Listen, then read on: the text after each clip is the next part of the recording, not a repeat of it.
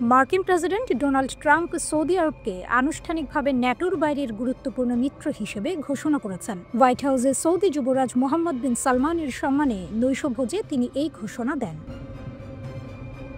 এই ঘোষণার মাধ্যমে দুই দেশের সামরিক সহযোগিতা আরও জোরদার হবে। এখন পর্যন্ত মাত্র ১৯টি দেশ এই মর্যাদা পেয়েছে। ট্রাম্পের প্রত্যাশা, যুবরাজ মোহাম্মদ বিন সালমান গাজায় শান্তি প্রতিষ্ঠার জন্য গঠিতব্য পরিষদেও একজন গুরুত্বপূর্ণ সদস্য হিসেবে কাজ করবেন। দুই নেতার বৈঠকে সামরিক অস্ত্র চুক্তি, পারমাণবিক সহযোগিতা, কৃত্রিম বুদ্ধিমত্তা, যুক্তরাষ্ট্রে সৌদি বিনিয়োগ বৃদ্ধি এবং F-35 যুদ্ধবিমান বিক্রির মতো গুরুত্বপূর্ণ বিষয় নিয়ে আলোচনা হয়েছে। যুবরাজ জানিয়েছেন, যুক্তরাষ্ট্রে সৌদি বিনিয়োগ $1 লাখ কোটি উন্নীত করা হবে। হোয়াইট হাউসের এক বিবৃতিতে বলা হয়েছে, দুই দেশ বেসামরিক পারমাণবিক জ্বালানি সংক্রান্ত একটি যৌথ ঘোষণা অনুমোদন করেছে। এর মধ্য দিয়ে কয়েক দশকের জন্য $100 কোটি পারমাণবিক জ্বালানি অংশীদারিত্ব গড়ে তোলার ক্ষেত্রে আইনি ভিত্তি তৈরি হবে। পারমাণবিক শক্তির বিস্তার রোধ সংক্রান্ত কঠোর নীতির সঙ্গে সঙ্গতি রেখে এটা করা হবে। মার্কিন প্রেসিডেন্ট ডোনাল্ড ট্রাম্প গুরুত্বপূর্ণ প্রতিরক্ষা চুক্তির একটি প্যাকেজও অনুমোদন করেছেন। এর মধ্যে ভবিষ্যতে সৌদি আরবে অত্যাধুনিক মার্কিন F-35 যুদ্ধবিমান বিক্রি সংক্রান্ত চুক্তিও আছে। 2018 সালের পর এবারই প্রথম যুক্তরাষ্ট্র সফরে গেলেন মোহাম্মদ বিন সালমান। এই সফরের মধ্য দিয়ে যুক্তরাষ্ট্র ও সৌদি আরবের ঐতিহাসিক মিত্রতা আরও জোরদার হওয়ার বার্তা দিচ্ছে দুটি দেশ। সৌদি আরবের F-35 যুদ্ধবিমান কেনার আগ্রহ, কারণ ও বিশেষত্ব। সৌদি আরব যুক্তরাষ্ট্র থেকে 48টি অত্যাধুনিক F-35 যুদ্ধবিমান কিনতে আগ্রহী। আগে ইসরায়েলের আপত্তির কারণে যুক্তরাষ্ট্রের পূর্ববর্তী প্রশাসনগুলি এই বিক্রিতে সায় দেয়নি। তবে প্রেসিডেন্ট ডোনাল্ড ট্রাম্প এই চুক্তি অনুমোদন করতে রাজি হয়েছেন। F-35 কেন বিশেষ? এটি একটি স্টেলথ স্ট্রাইক ফাইটার। এর বিশেষত্ব হলো এটি রাডারকে ফাঁকি দিতে সক্ষম। মার্কিন প্রতিষ্ঠান লকহিড মার্টিন এটির নির্মাতা এবং এটিকে বিশ্বের সবচেয়ে আধুনিক যুদ্ধবিমান বলা হয়। এর অত্যাধুনিক প্রযুক্তি, উন্নত সেন্সর এবং দ্রুত কম্পিউটিং ক্ষমতা এটিকে আকাশে শ্রেষ্ঠত্ব এনে দেয়। এটি 360 ডিগ্রি ক্যামেরা সিস্টেমের মাধ্যমে পাইলটকে চারপাশের পরিবেশ সম্পর্কে প্রচুর তথ্য সরবরাহ করে। বিভিন্ন সংস্করণের F-35 আছে, যেমন সাধারণ রানওয়ের জন্য F-35A, হেলিকপ্টারের মতো নামার জন্য F-35B এবং নৌবাহিনীর জন্য F-35C। ইসরায়েলের জন্য বিশেষভাবে তৈরি সংস্করণটির নাম F-35 আদির। মডেল ভেদে প্রতিটি F-35 যুদ্ধবিমানের দাম $8 কোটি থেকে $11 কোটি পর্যন্ত হতে পারে। কোন কোন দেশের কাছে আছে?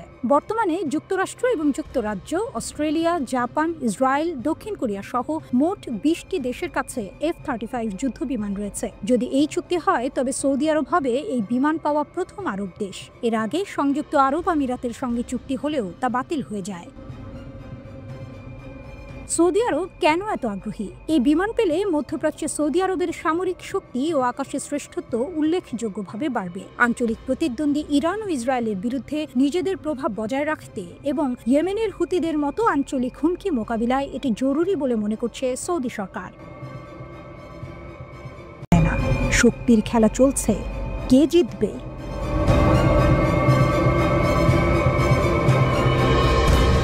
মধ্যপ্রাচ্যের নতুন হিসাব, যুদ্ধ নাকি আলোচনা? সৌদি আরব ও উপসাগরীয় দেশগুলো এখন আগের মতো ইরানের বিরুদ্ধে নয়। সৌদি আরব সম্পর্ক স্বাভাবিক করতে চায়। ইসরায়েল একা কি ইরানের বিরুদ্ধে যুদ্ধ করবে? আমেরিকা কি শেষ পর্যন্ত সরাসরি যুদ্ধ করবে? ইরানও বসে নেই, তারা রাশিয়া ও চীনের সাথে সামরিক সহযোগিতা বাড়িয়েছে। সামরিক শক্তিতে ইরান কেমন? সুপারসনিক ক্ষেপণাস্ত্র আমেরিকার প্রতিরক্ষা ব্যবস্থা ফাঁকি দিতে পারে।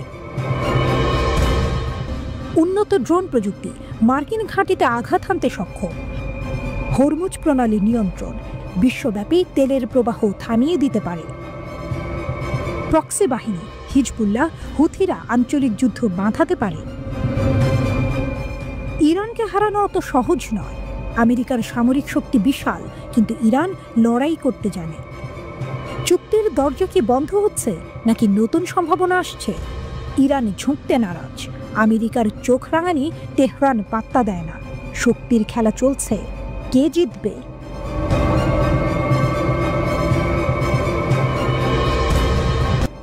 ইরানের সামরিক শক্তি ও কৌশল। ইরান শুধু কথায় নয়, কাজেও শক্তিতে অগ্রগণ্য।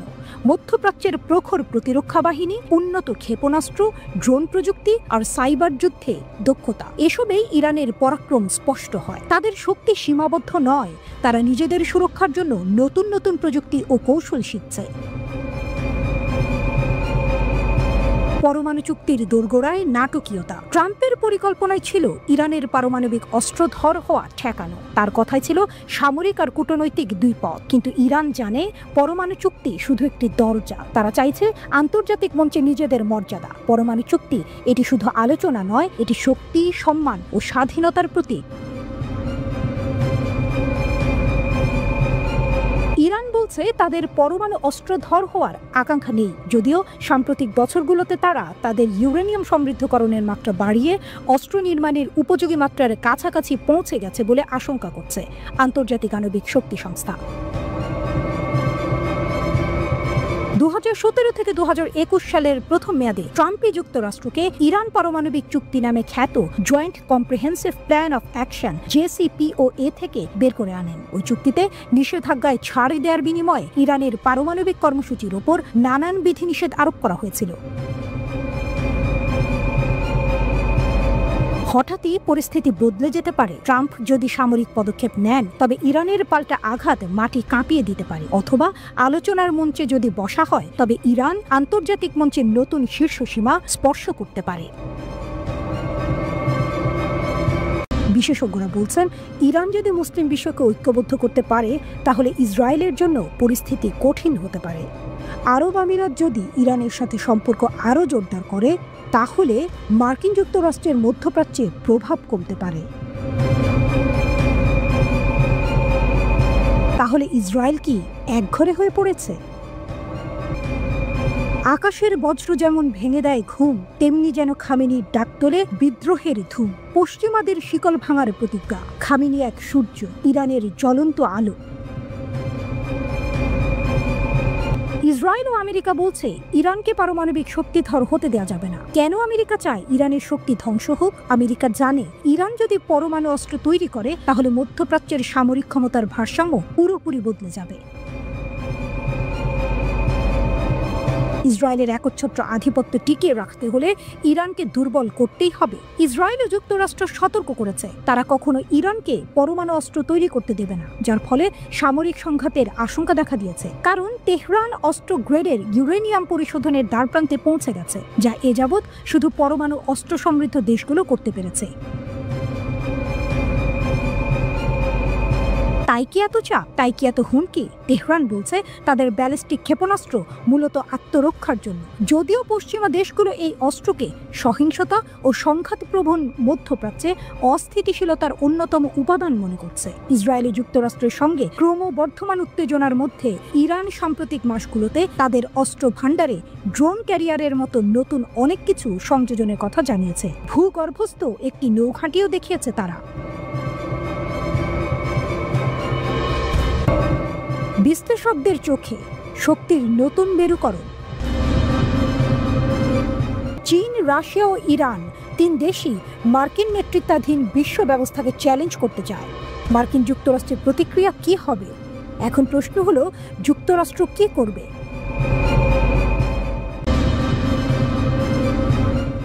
ব্রিটেনে আমেরিকার পরমাণু বোমা মোতায়েন। পৃথিবী কি আবারও পারমাণবিক ঝুঁকির দিকে ধাবিত হচ্ছে? আমেরিকা কি সম্ভাব্য বিশ্বযুদ্ধের আগুনে নতুন করে ঘি ঢালছে? আমেরিকার শক্তি আবারও প্রকাশিত। 2 দশক পর ব্রিটেনে পৃথিবীর সবচেয়ে বিধ্বংসী অস্ত্র ফিরে এসেছে। আমেরিকা আবারও পারমাণবিক বোমা মোতায়েন করেছে ব্রিটেনে। এই বোমা রাখা হয়েছে লেকেনহেথ এয়ার বেসে, যা ব্রিটিশ এয়ারফোর্সের এক গুরুত্বপূর্ণ বিমান ঘাঁটি।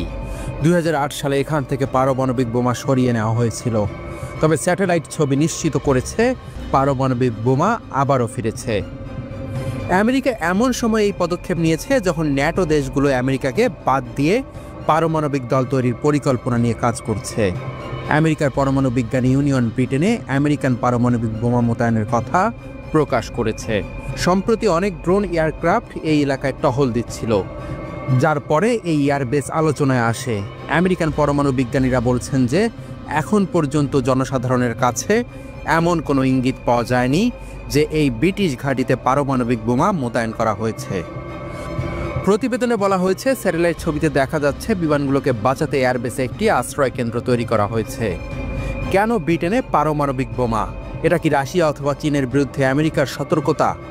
কিছু বিশ্লেষক মনে করছেন, রাশিয়ার সাথে উত্তেজনা এবং চীনের উত্থান আমেরিকাকে এই পদক্ষেপ নিতে বাধ্য করেছে। ব্রিটেনে থার্মোনিউক্লিয়ার বোমা রাখা হয়েছে, যা ভয়ঙ্কর ক্ষতির ক্ষমতা রাখে। B6112 ধরনের এই বোমার লক্ষ্য শুধু রাশিয়া নয়, বিশ্বের অন্য কোনো শক্তিও হতে পারে। আমেরিকা প্রস্তুত, কি আসছে পরবর্তী পদক্ষেপ? এই বোমা মোতায়েন বিশ্বের সামনে আমেরিকার শক্তি প্রদর্শনও। এর মাধ্যমে যুক্তরাষ্ট্র জানিয়ে দিয়েছে, তাদের প্রতিরক্ষা শক্তি কেবল শত্রুদের জন্য নয়, নিজের মিত্রদের নিরাপদ রাখবে। স্যাটেলাইট ছবি থেকে জানা গেছে, 33টি বিমান আশ্রয় কেন্দ্রের মধ্যে 28টি আপগ্রেড করা হয়েছে। এছাড়া আরও 6টি নতুন আশ্রয় কেন্দ্র তৈরি হচ্ছে। সুতরাং এটা শুধু একটি বোমা নয়, এটি একটি শক্তিশালী প্রতিরক্ষা বর্ম। ব্রিটেনের নতুন পরমাণু যুদ্ধ প্রস্তুতি। পারমাণবিক বোমা মোতায়েনের সময় আমেরিকা সেগুলো বিশ্বকে ভয় দেখানোর জন্য রাখছে কি, বা এটা কি বিশ্বযুদ্ধের সংকেত? লেকেনহেথ এয়ারবেসে F-35 ফাইটার জেট দুটি স্কোয়াড্রন মোতায়েন করা হয়েছে। আমেরিকা ইউরোপে আরও পারমাণবিক বোমা রাখার জন্য ঘাঁটিগুলি আপগ্রেড করেছে।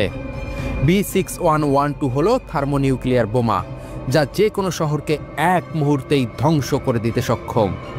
বিশ্বের এমন পারমাণবিক শক্তি হিসেবে আমেরিকার এখনও তার গৌরব বজায় রেখেছে। প্রতিরক্ষা এবং আক্রমণ, এই দুটি কথাই আমেরিকা জানে কিভাবে কাজে লাগাতে হবে।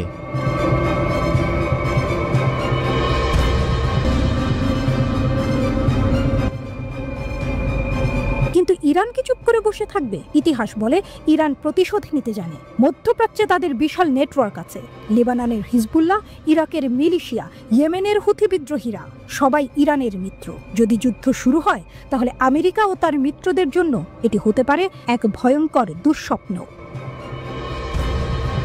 সামরিক শক্তিতে তেহরান প্রস্তুত। ইরানের প্রতিরক্ষা বাহিনী বলেছে, তারা যে কোনো আগ্রাসনের জবাব দিতে প্রস্তুত। ইরানের ক্ষেপণাস্ত্র এখন আরও শক্তিশালী। সামরিক প্রযুক্তিতে বড় সাফল্য। মধ্যপ্রাচ্যে প্রভাব আরও বাড়ছে। শেষ খেলা হবে কোথায়? যুক্তরাষ্ট্র কি সরাসরি সামরিক অভিযান চালাবে, নাকি নিষেধাজ্ঞার নামে তেহরানকে পেছনে ঠেলতে চাইবে? যুদ্ধের গুঞ্জন, ইরানের পাল্টা আঘাত। ইরান যখন নিশ্চিতভাবে পারমাণবিক শক্তির শীর্ষ পর্যায়ে পৌঁছে গেছে, তখন যুক্তরাষ্ট্র ও ইসরায়েল তাদের শেষ চেষ্টার পরিকল্পনা করছে। শোনা যাচ্ছে, যুক্তরাষ্ট্র ও তার ঘনিষ্ঠ মিত্র ইসরায়েল যৌথভাবে ইরানের ওপর হামলার ছক কষছে। যখন যুদ্ধের গুঞ্জন বাতাসে ভাসছে, তখন ইরান জানিয়ে দিল, আর অপেক্ষা নয়, শত্রুদের জন্য আসছে তাদের বহুল প্রতীক্ষিত অপারেশন ট্রু প্রমিস 3। ইরানের শক্তিশালী সামরিক অভিযানের ঘোষণা। ইসলামী বিপ্লবী গার্ড কর্পস IRGC এর এক শীর্ষ কমান্ডার সম্প্রতি ঘোষণা দিয়েছেন, অপারেশন ট্রু প্রমিস 3 খুব শিগগিরই বাস্তবায়ন করা হবে।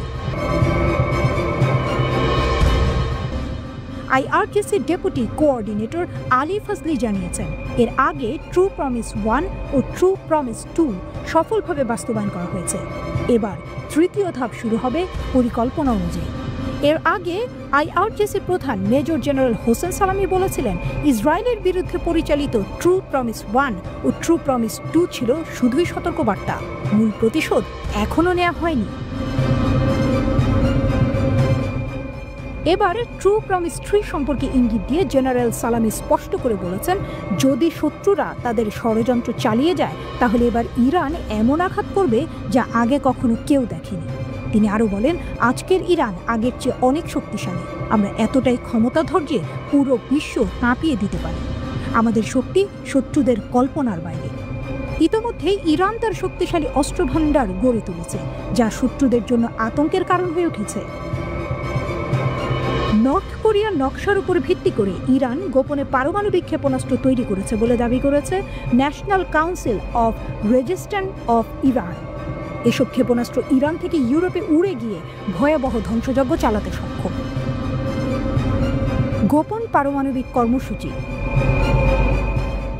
NCRI এর প্রতিবেদনে বলা হয়েছে, তেহরান 2টি গোপন স্থাপনায় এসব অস্ত্র তৈরি করছে, যেখানে আসলে স্যাটেলাইট উৎক্ষেপণ কেন্দ্র হিসেবে ছদ্মবেশে পরিচালিত হচ্ছে। এসব কেন্দ্রে পারমাণবিক কর্মসূচি আরও দ্রুত গতিতে এগিয়ে নেওয়া হচ্ছে। তেহরানের তৈরি ক্ষেপণাস্ত্রগুলো ৩,০০০ কিলোমিটারের বেশি দূরত্ব অতিক্রম করতে পারে, যা ইউরোপের বিভিন্ন স্থানে হামলা চালানোর জন্য যথেষ্ট। এই মিসাইল তৈরির কার্যক্রম ভূগর্ভস্থ সাইটে পরিচালিত হচ্ছে, যাতে গোয়েন্দা নজরদারি থেকে বাঁচা যায়। স্যাটেলাইট চিত্রে দেখা গেছে এই স্যাটেলাইটগুলোর গোপনীয়তা নিশ্চিত করতে কনক্রিট প্ল্যাটফর্ম ব্যবহার করা হয়েছে। তবে ইরানের দাবি এটি স্যাটেলাইট উৎক্ষেপণের জন্য একটি প্রদর্শনী মাত্র। ইরানের নতুন ব্যালিস্টিক মিসাইল। সম্প্রতি ইরান তাদের নতুন ব্যালিস্টিক মিসাইল এতেমাদ উন্মোচন করেছে, যা ১৭০০ কিলোমিটার দূরের লক্ষ্যবস্তুতে আঘাত হানতে সক্ষম। এছাড়া ইসলামী বিপ্লবী গার্ড কর্পস IRGC ও প্রতিরক্ষা গবেষণা সংস্থা শাহরুদ মিসাইল কেন্দ্র পরিচালনা করছে, যেখানে পারমাণবিক ওয়ারহেড তৈরি করা হচ্ছে। এই ওয়ারহেড গাহেম-১০০ ক্ষেপণাস্ত্রে সংযোজন করা হবে, যা আরও উন্নত মারাত্মক ধ্বংসযোগ্য চালাতে সক্ষম। NCRI এর দাবি IRGC আগামী কয়েক মাসের মধ্যে উন্নত গাহেম-১০০ রকেটের পরীক্ষা চালানোর পরিকল্পনা করছে। ইরানের গোপন পরীক্ষাগার। দ্বিতীয় পরীক্ষামূলক কেন্দ্রটি সেমনান শহরের দক্ষিণ পূর্বে, যা ২০০৫ সাল থেকে সম্প্রসারিত হচ্ছে। এখানে সিমোর ক্ষেপণাস্ত্রের উন্নয়ন চলছে, যা উত্তর কোরিয়ার নকশার ভিত্তিতে তৈরি। NCRI আরও দাবি করেছে ইরান তার গোপন কর্মসূচিকে মহাকাশ গবেষণা কর্মসূচির সঙ্গে যুক্ত করেছে, যাতে আন্তর্জাতিক সম্প্রদায় সহজে সন্দেহ করতে না পারে। এই লক্ষ্যে খামেনি স্পেস লঞ্চ টার্মিনাল প্রতিষ্ঠা করা হয়েছে। রাশিয়া ও চীনের সঙ্গে জোট। এদিকে ইরানের প্রেসিডেন্ট মাসুদ পেজেশকিয়ান বলেছেন, আমরা রাশিয়া ও চীনের সঙ্গে সম্পর্ক আরও শক্তিশালী করব। আমেরিকার একতরফা ও স্বৈরাচারী নীতির বিরুদ্ধে আমরা প্রতিরোধ গড়ে তুলতে প্রস্তুত। সম্প্রতি রাশিয়ার সঙ্গে ২০ বছরের কৌশলগত প্রতিরক্ষা চুক্তি স্বাক্ষর করেছে ইরান। প্রথমবারের মতো ক্রেমলিন সফরে গিয়ে প্রেসিডেন্ট পেজেশকিয়ান রাশিয়ার সঙ্গে প্রতিরক্ষা চুক্তিতে স্বাক্ষর করেন। সামরিক মহড়া ও ট্রু প্রমিস 3। ইরান একটার পর একটা সামরিক মহড়া চালিয়ে যাচ্ছে। তারা নতুন নতুন ক্ষেপণাস্ত্র পরীক্ষা করছে ও নিজেদের পারমাণবিক শক্তি আরও শক্তিশালী করছে। এখন প্রশ্ন উঠছে, ইরান কি বহুল আলোচিত অপারেশন ট্রু প্রমিস 3 এর মাধ্যমে তার পারমাণবিক শক্তিমত্তার জানান দিতে যাচ্ছে? ইরান ও তার পারমাণবিক কর্মসূচি নিয়ে বিশ্ব রাজনীতিতে আলোচনা বহু পুরনো। একদিকে চিরশত্রু ইসরায়েল, অন্যদিকে যুক্তরাষ্ট্রের কঠোর নিষেধাজ্ঞা। এসব উপেক্ষা করে ইরান নিজেদের সামরিক ও পারমাণবিক শক্তিকে আরও এগিয়ে নিচ্ছে। আজকের ইরান আগের চেয়ে অনেক বেশি অপ্রতিরোধ এবং তাদের সাম্প্রতিক পারমাণবিক কার্যক্রমে তার সবচেয়ে বড় প্রমাণ।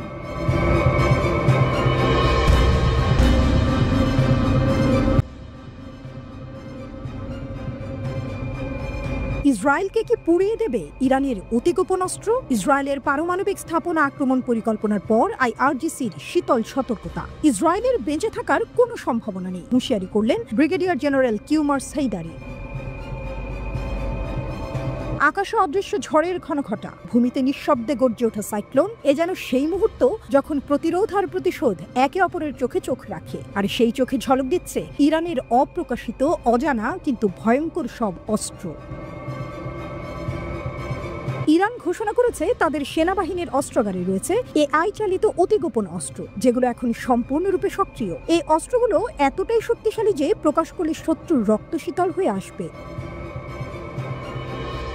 ব্রিগেডিয়ার জেনারেল কিউমার সেইদারি জানিয়ে দিয়েছেন, এগুলো প্রচলিত হলেও ক্ষমতায় ব্যতিক্রমী। AI প্রযুক্তির সংযোজনে এগুলো যেন ধ্বংসযজ্ঞের নীরব বিপ্লব। তবে কৌশলগত কারণে এই অস্ত্র জনসম্মুখে প্রকাশ করা হয়নি। হেদারির কণ্ঠে ছিল আত্মবিশ্বাস, ছিল পূর্বাভাস। ইরান প্রস্তুত, স্থলবাহিনী এখন আধুনিক, মোবাইল ও চটপটে ইউনিটে রূপান্তরিত, যে কোনো মুহূর্তে আক্রমণ করতে সক্ষম, যে কোনো হুমকির জবাবে বিদ্যুতের মতো ছুটে আসবে প্রতিক্রিয়া।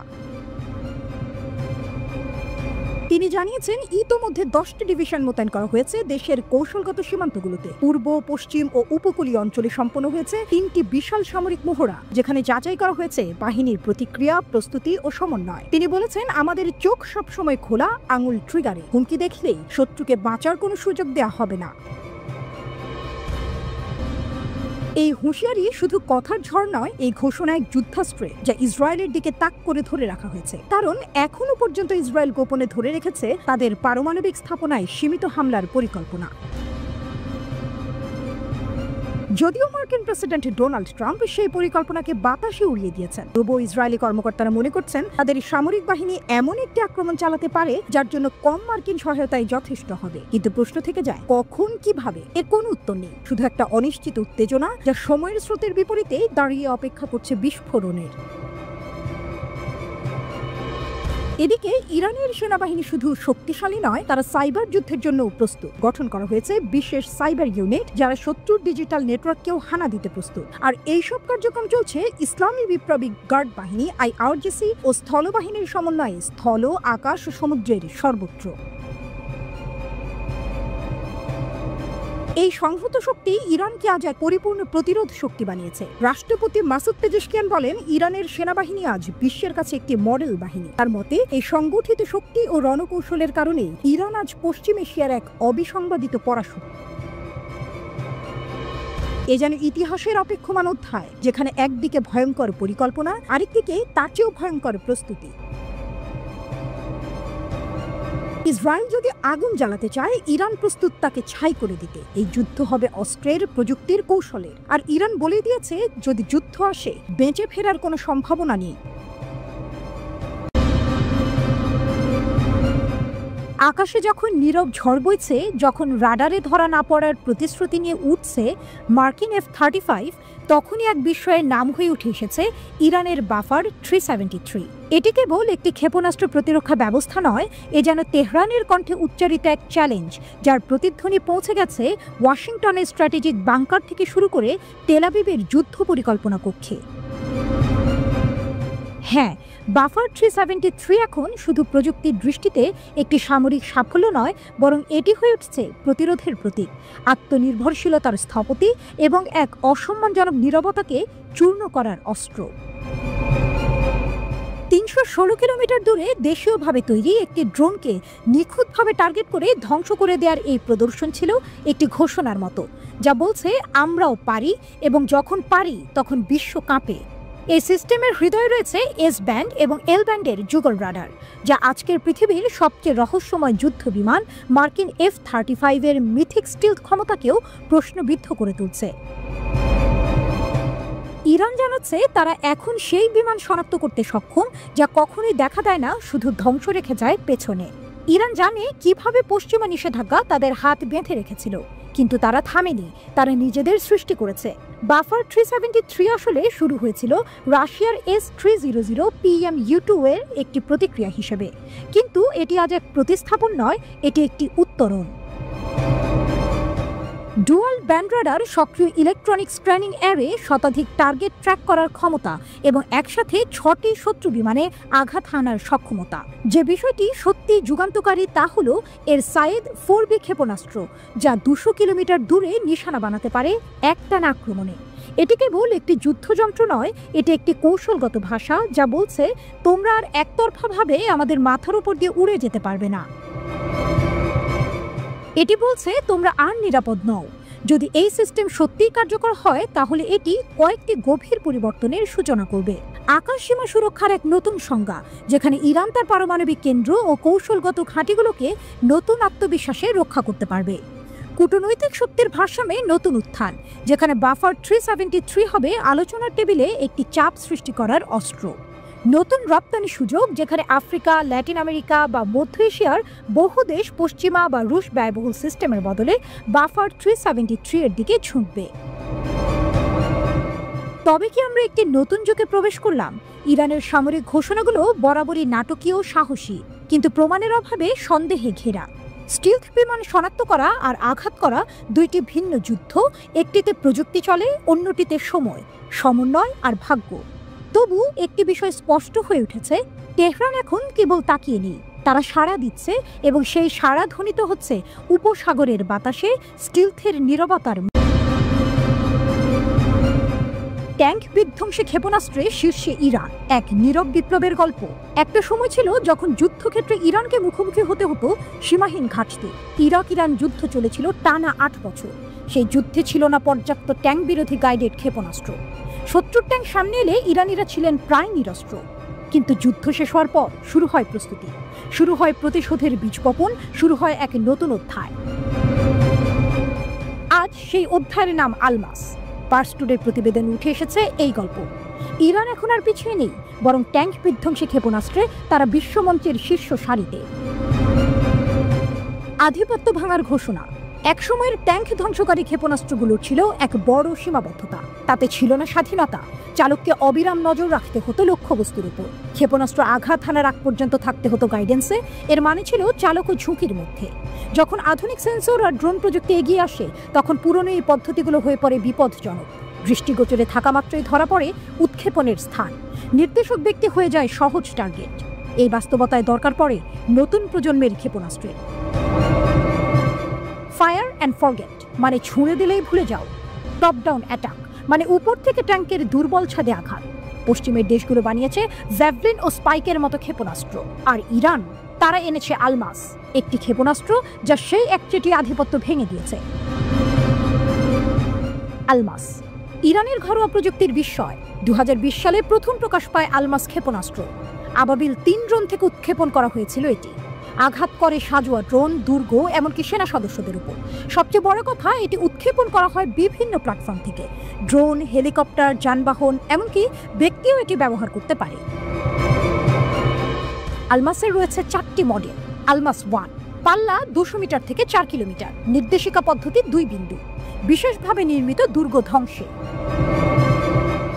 আলমাস 2 পাল্লা 7 কিলোমিটার, উপযুক্ত সম্মুখভাগের গভীরে থাকা লক্ষ্যবস্তুতে আঘাত হানতে। কোবরা হেলিকপ্টার থেকে উৎক্ষেপণ করা যায়। আলমাস 3 পাল্লা 10 কিলোমিটার, লক অন ক্ষমতা সম্পন্ন, অনুসরণ করে উন্নত নির্দেশিকা পদ্ধতি। বদর দেখতে আলমাসের মতোই, পাল্লা 200 থেকে 2000 মিটার, ভেদ করতে পারে 600 মিলিমিটার সাজোয়া ইস্পাত। এটা যেন ট্যাঙ্কের হৃদয়ে ঢুকে ছিঁড়ে ফেলা এক ইস্পাতের শানিত কবিতা। আলমাস 4 এবং এনলোস এখন উন্নয়ন পর্যায়ে, তাদের নিয়ে চলছে নীরব প্রস্তুতি ভবিষ্যতের আরও ধ্বংসাত্মক সংস্করণে। কৌশলগত জাদু। এই ক্ষেপণাস্ত্র শুধু যুদ্ধের সরঞ্জাম নয়, এটি কৌশলের অংশ। মোহাজের 10 ড্রোনের সঙ্গে যুক্ত হয়ে আলমাস হয়ে উঠেছে দূরপাল্লার আক্রমণের হাতিয়ার। নৌযুদ্ধে হালকা ও দ্রুতগামী শত্রু জাহাজ ধ্বংসে আলমাস এক সাশ্রয়ী সমাধান। এমনকি এটি প্রতিদ্বন্দ্বী দেশগুলোকে ব্যয়বহুল প্রতিরক্ষা কিনতে বাধ্য করে। সবচেয়ে বড় শক্তি হলো আলমাস তৈরি হয়েছে ইরানের মাটিতে। বিদেশি নির্ভরতা নেই, নিজেদের প্রযুক্তিতে নিজেদের রক্ষা। এটাই ইরানের আত্মনির্ভরতা, এটাই তাদের কৌশলগত অগ্রগতি। পরিণতি। বিশ্বের চোখ এখন পশ্চিমের দিকে নয়, তারা তাকাচ্ছে পূর্বের ইরানে, যেখানে নিষেধাজ্ঞা ঠেলে চাপের দেয়াল ভেঙে তৈরি হয়েছে এক নতুন অস্ত্র বিপ্লব। আলমাস সেই বিপ্লবের মুখ। একটি দেশ যা একসময় ছিল প্রতিরক্ষায় দুর্বল, আজ তারা বিশ্বের সামরিক প্রযুক্তির শীর্ষে। ইরান এখন শুধু একটি দেশ নয়, একটি বার্তা, একটি ঘোষণা। আমরাও পারি, আমরাও শীর্ষে উঠি, আমরাও ইতিহাস লিখি।